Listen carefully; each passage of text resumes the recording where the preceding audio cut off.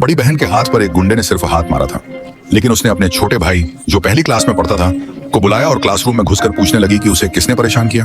किसी ने उसे सीरियसली नहीं लिया। यहाँ तक कि घुंघराले बालों वाले एक लड़के ने भी क्लास में रुकावट डालने के लिए उसका मजाक उड़ाया, जिससे स्टूडेंट्स जोर जोर से हंसने लगे। उस आदमी ने कहा कि वह उन्हें माफी मांगने का एक आखिरी मौका देगा, लेकिन घुंघराले बालों वाले एक और लड़के ने उसे वहां से चले जाने का इशारा किया। वह आदमी जो अब और बर्दाश्त नहीं कर सका, उसने अपनी बहन को वहीं इंतजार करने के लिए कहा। उसके जाने के बाद क्लास की लड़कियां उस पर हंसती रहीं। पता नहीं था कि अगले ही पल घुंघराले बालों वाली लड़की तुरंत पीछे हट गई और कातिल का नाम बता दिया। यह जानकर कि उसकी बहन उस दिन स्कूल नहीं आई थी, उस आदमी के पास अपनी बहन के साथ जाने के अलावा कोई चारा नहीं था। लेकिन जैसे ही वे स्कूल से निकले, कार की खिड़की से कई गुंडे दिखाई दिए। उस आदमी ने अपनी बहन को तुरंत पहचान लिया और बिना सोचे समझे गाड़ी मोड़ ली, जिससे कारा नॉर्थ वेस्ट की तरफ चली गई।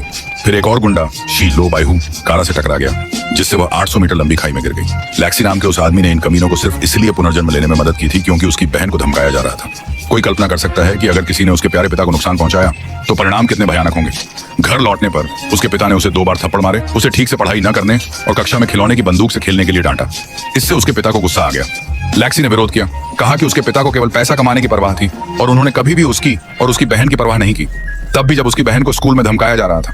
हालांकि उसके पिता ने उनके स्पष्टीकरण को अनुचित बताया और वहां जाना चेहरे पर थप्पड़ खाने के समान था, जो लैक्सी को बहुत बुरा लगा। गुस्से में आकर वह अपनी पसंद की लड़की के साथ घर से भाग गया। लेकिन अमीरों की दुनिया आपकी समझ से परे है। हालांकि लैक्सी भागा नहीं, लेकिन ऐसा लग रहा था जैसे दोनों हनीमून पर गए हों। नॉर्थ पोल से साउथ पोल तक घूमे, हवाई जहाज में भी गाड़ी चलाई। सीन इतने बेरहम थे कि मैं उन्हें यहाँ पोस्ट नहीं करूंगा। अगर आप चाहें तो ओरिजिनल फिल्म देख सकते हैं। ऐसा लग रहा था कि वे बेफिक्र जिंदगी जीने के लिए बने थे, जब तक कि एक दिन लैक्सी को अपने पिता के मर्डर की खबर नहीं मिली। वह अपनी पत्नी और बच्चों के साथ वापस भागा।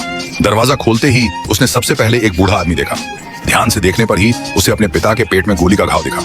उसका दिल पहले से ही बेचैन था। अपने पिता के पास बैठकर उसने चुपके से कसम खाई कि जिसने भी उसके पिता को नुकसान पहुंचाया है वह उसे टुकड़े टुकड़े कर देगा। अपने पिता से थोड़ी बातचीत के बाद वह बाहर गया और अपने चाचा से सबके फोन वायर टैप करवाए। जल्द ही लैक्सी ने घर के सभी आवारा लोगों को इकट्ठा किया और ऑफिशियली अनाउंस किया क्राउन प्रिंस के तौर पर अपनी पहचान। चौथे दिन सुबह सुबह डेविल वॉरियर्स का एक बड़ा ग्रुप अचानक उसके घर के दरवाजे पर चिल्लाते हुए आ गया। उसके पिता हैरान रह गए। इन लोगों ने एक के बाद एक उसे बताया। पता चला कि राशि ने जिन लोगों को बुलाया था वे सभी उसके बचपन के दोस्त और पक्के भाई थे। फिर उन्होंने उसके पिता से कहा कि अगर किसी ने उसे नुकसान पहुंचाने की हिम्मत की तो वह दुनिया उलट पुलट करने में हिचकिचाएगा नहीं। अपने पिता को बेहतर तरीके से बचाने के लिए राशि ने शहर के बाहर से किसी ऐसे व्यक्ति को ढूंढा जो बिल्कुल उसके जैसा दिखता था, और उसने खुद धोखेबाज को निर्देश दिया ताकि दुश्मन को बाहर निकाला जा सके। आज तक धोखेबाज पिता अपनी ही बहन को भी वश में करने में कामयाब रहा। उस दिन जब धोखेबाज पॉइंट पर असिसिन लीडर ने रुकने का इशारा किया और 2 असिसिन कार से बाहर कूद पड़े, उसने कुछ ऐसा निकाला जिसकी पहचान न हो सके, और अगले ही सेकंड जब लशी अपने आदमियों को अटैक करने के लिए ले गया तो कार के अंदर नकली पिता पहले ही मर चुका था।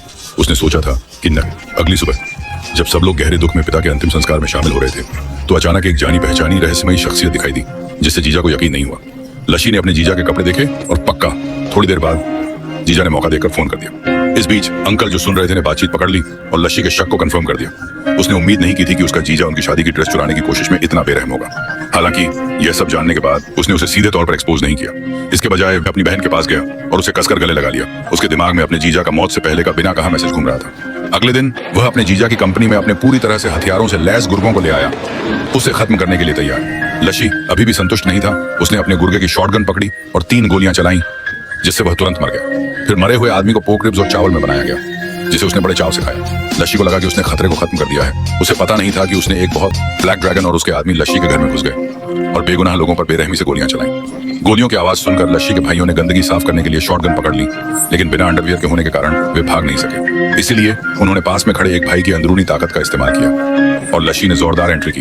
तेज फायरिंग देखकर जवान लड़के तेजी से नीचे भागे, लेकिन इससे वे बस कुछ और सेकंड ही बच पाए। अगले ही सेकंड लशी के भाई पहली मंजिल पर भागे, लेकिन इससे उन्हें बस कुछ और सेकंड ही बचने को मिले। अगले ही सेकंड जैसे ही लशी ने दुश्मन को खत्म किया और अपनी हिफाजत कम की, अचानक ब्लैक ड्रैगन अचानक उठा और उस पर कई गोलियां चला दी। लशी को गिरता देखकर ब्लैक ड्रैगन लगभग खुश लग रहा था, लेकिन इन जख्मों से लशी को कोई खतरा नहीं था। वह धीरे धीरे खड़ा हुआ। उसकी ताकतवर आभा इतनी डरावनी थी कि ब्लैक ड्रैगन अपनी बंदूक की गोलियों से भी बच नहीं सका। तभी भाइयों ने एकदम एक साथ ब्लैक ड्रैगन पर गोलियां चला दी।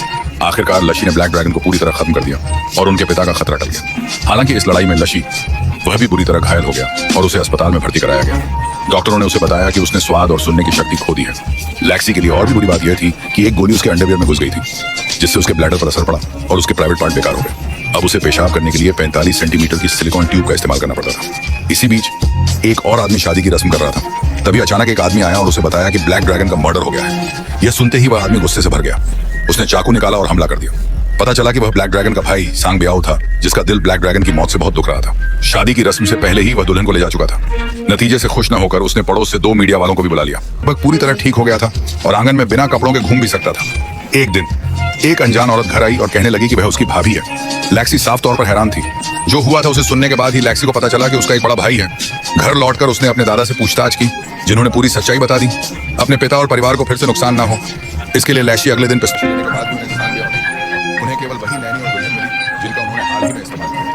धमकियों का सामना करने में असमर्थ नैनी ने सांग ब्याओ के ठिकाने का फैसला किया। जैसे ही सांग ब्याओ के भागने के लिए एक जुबान ये पहली बार था जब दोनों भाई मिले। लैक्सी धीरे-धीरे सांग ब्याओ के पास गया और उसके छोटे भाई को गोली में चलाने लगा। दोनों भाइयों के बीच जिंदगी और मौत की लड़ाई शुरू हुई। सांग ब्याओ और दुल्हन एक साथ।